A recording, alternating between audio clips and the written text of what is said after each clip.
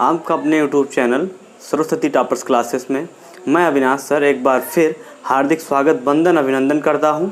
आइए बच्चों, जो है कल के टॉपिक में मैंने ये क्लियर कर दिया था कि हमारे जो दो चर वाले युग्मित समीकरण बनते हैं उन्हें हम कैसे सॉल्व करेंगे या हमारे पास कैसे फार्मूले हैं और उन फार्मूलों का हम कैसे इस्तेमाल करेंगे। उसमें मैंने बहुपद के भी चैप्टर को क्लियर करवा दिया था। विविक्तर से सीधराचार फार्मूले मैंने सबकी चर्चा कर ली थी। आइए बच्चों, आज मैं चर्चा करूंगा एनसीईआरटी में आए हुए क्वेश्चंस या बोर्ड में किस तरह से क्वेश्चंस आपके बनते हैं और किस तरह से क्वेश्चन अब तक पूछा गया है। आज मैं उसी क्वेश्चनों पर चर्चा करूंगा और मैं उन्हीं क्वेश्चनों को सॉल्व करवाऊंगा। तो आइए बच्चे, जो हमारे पास पहला क्वेश्चन है देखते हैं। पहला क्वेश्चन हमारे पास क्या है, क्या कह रहा है। समीकरण 7x + 2y = क्या है 22 में y = कितना दिया है बच्चे, y = 1/2 हो तो x का मान ज्ञात कीजिए। चलिए कुछ नहीं करना, देख लीजिए, इसे बिल्कुल सिंपल सा है। फार्मूले को ध्यान में रख के करना है हमें। इतना दिया है और यहाँ से कह रहा है y बराबर कितना दिया है 1/2, तो y का मान क्या रख दे, इसी इक्वेशन में हम रख दें तो रख दीजिए 7x + 2 × 1/2 = 22। यहाँ से देखिए अगर आप करेंगे तो 2 2 क्या हो जाएगा, कैंसिल, बचेगा कितना 7x बराबर कितना आ जाएगा और ये हो जाएगा कितना 1 करने 1। अगर हम ये करें तो 7x + 1 = 22, तो 7x = क्या आ जाएगा, +1 को उधर ले जाएंगे भैया, कितना हो जाएगा -1, बचेगा कितना बताइए 21 और x = क्या हो जाएगा 21/7, 7 3 जा 21, x की मान कितनी आ गई 3। यही हमें x की वैल्यू चाहिए थी। बिल्कुल बच्चे कुछ भी नहीं है, आप ऐसे क्वेश्चनों को आप चुटकियों में लगा सकते हैं। जो सारी वैल्यू दी है बस उसी वैल्यू को उस पर पुट कर देना था। इस क्वेश्चन में कुछ नहीं था। आइए दूसरे क्वेश्चन की तरफ हम बढ़ते हैं। दूसरा क्वेश्चन हमारा क्या कह रहा है, 2x + 3y = 7, y + 3 = 0 को हल कीजिए। ये इक्वेशंस है, इसके आपसे कई तरीके हमने बताए थे। प्रतिस्थापन विधि बताया था, बीजगुणनखंड विधि बताया था, विलोपन विधि बताया था। कोई भी विधि आप लगा के इसे सॉल्व कर दे सकते हैं। इसे आप लोगों ने उतार लिया तो मिटा दूं।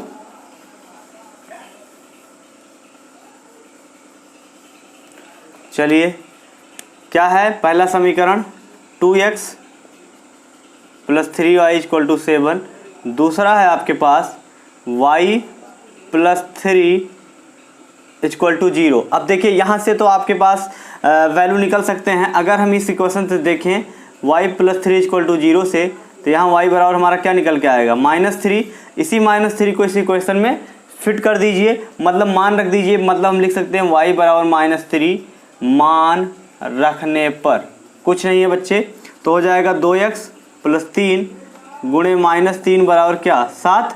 -3 और +3 का गुणा करेंगे तो कितना हो जाएगा 2x, 3 त्रिका 9 -9 बराबर क्या 7।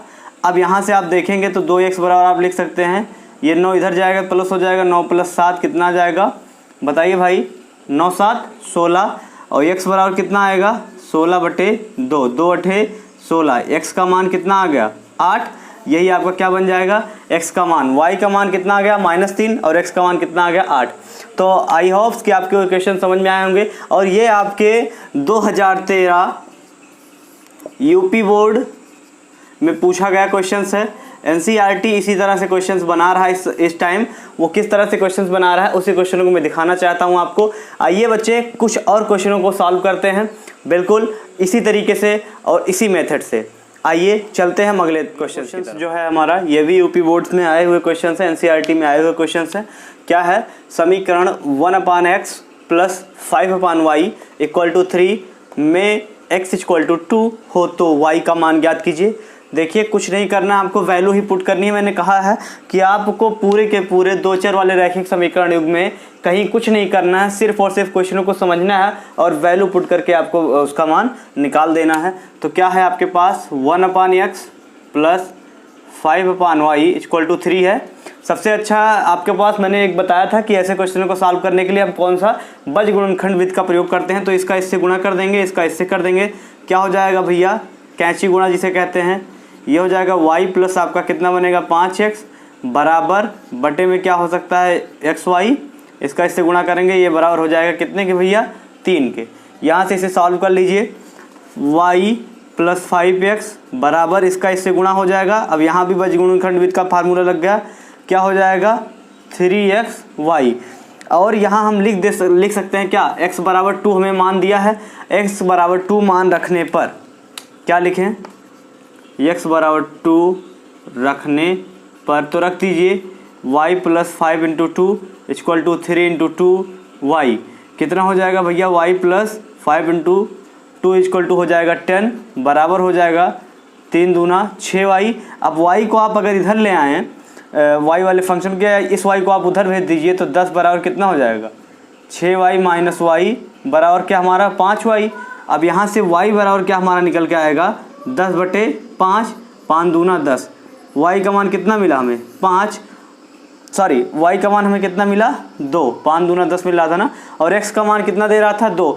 मतलब यहाँ से y का भी मान 2 आया और x का भी मान 2। विलोपन विधि से इस समीकरण को सॉल्व कीजिए, इस समीकरण को हल कीजिए। विलोपन विधि को हमने बताया था आपको, बिल्कुल आपको कहीं मान किसी को प्रतिस्थापित नहीं करना है। विलोपन विधि में क्या होता है, किसी भी आप पद को उठा लीजिए और दोनों में क्या होता है कि पहले वाले समीकरण को दूसरे वाले समीकरण में कितने से या मल्टीप्लाई करके भाग देकर जैसे भी आपका बन पड़े उस हिसाब से हम उसके क्या बना लेते हैं, बराबर बना लेते हैं। और बराबर बनने के बाद जो संख्याएं कट जाती है उसे हम काट देते हैं, जो हमारी वैल्यू मिलती है उसे हम निकाल लेते हैं। अच्छा देखिए, अगर यहाँ से 4y है, अगर इसमें भी हम 2 से गुणा कर दे तो हमारे 4y बन जाएगा। तो हम लिख सकते हैं कि 2x माइनस 2y बराबर 2 में 2 से गुणा करने पर तो गुणा कर दीजिए, कितना हो जाएगा भैया, बनेगा क्या 2 दूना 4x माइनस 4y बराबर 4। ये आपका समीकरण नंबर 2 जो यही वाला है। और ये पहला वाला समीकरण आपका क्या है 3x plus 4y equal to 10, समीकरण नंबर 1। अब आप देखिए माइनस प्लस है, कैंसिल हो गया, बचा कितना 4 3 7x बराबर 10 4 14, x बराबर कितना हो जाएगा 14/7, 7 दूना 14। यहाँ से x बराबर क्या आपका मान मिल गया 2, और यही मान आप ले जाके समीकरण 1 में रख दीजिए, वैल्यू मिल जाएगी आपको। देख लीजिए समीकरण 1 में रखने पर x बराबर 2 रखने पर, किस समीकरण में हम रख रहे हैं, समीकरण 1 में रख रहे हैं तो रख दीजिए भैया 3 गुणे 2 प्लस 4y बराबर 10, 3 दूना 6 प्लस 4y बराबर 10, तो 4y बराबर 10 माइनस 6 बट्टे कितना बचेगा 4, y बराबर क्या हो जाएगा 4/4 बराबर कितना 1। तो y का मान यहाँ से कितना आ गया 1 और x का मान कितना आ गया यहाँ से 2। ये तो हमारी विलोपन विधि से पहला क्वेश्चन हो गया। विलोपन विधि में क्या करते हैं, हमने बार बार आपको बताया है कि सिर्फ हम पदों को जो है बराबर करके उसे हम काट देते हैं, ठीक है। ये तो हो गया विलोपन विधि। दूसरा भी उसी तरह से कह रहा है इसी तरीके से सॉल्व करने के लिए, तो दूसरा भी इसी तरीके से आप सॉल्व कर लीजिए, कुछ नहीं है दूसरे वाले भी क्वेश्चन में आपको कोई प्रॉब्लम नहीं होगी। चलिए देखते हैं दूसरा वाला क्वेश्चन क्या कह रहा है। इसमें भी वही समीकरण दिया है, लेकिन इसमें देखिए क्या होता है कि हमें समीकरण बनाना पड़ेगा। देखिए जैसे 3x माइनस 5y और माइनस 4 है, तो इसे हम लिख सकते हैं 3x minus 5y equal to 4। समीकरण 1 बन गया भाई, माइनस 4 को उधर ले जाएंगे प्लस 4 हो जाएगा ये हमारा। और दूसरा हमारे पास क्या है 9x बराबर कितना है 2y प्लस 7, तो 2y को इधर ले आइए, 9x minus 2y equal to 7, समीकरण नंबर 2।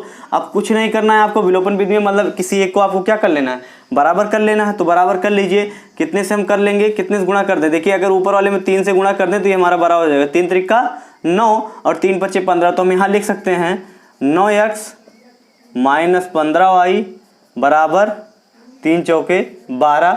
और दूसरा वाला समीकरण हमारा क्या है 9x minus 2y equal to 7। बस कुछ नहीं करना है आपको, क्या करना है कि अब हम इसे घटा देंगे, घटाने पर हमारे क्या होते हैं चिन्ह बदल जाते हैं, प्लस है माइनस हो जाएगा, माइनस है प्लस हो जाएगा, ये माइनस प्लस है माइनस हो जाएगा। 9x कैंसिल, बचेगा क्या 15 में से 2 जाएगा आपका हो जाएगा माइनस 13y बराबर 12 में से 7 जाएगा कितना हो जाएगा 5, यही तो होता है।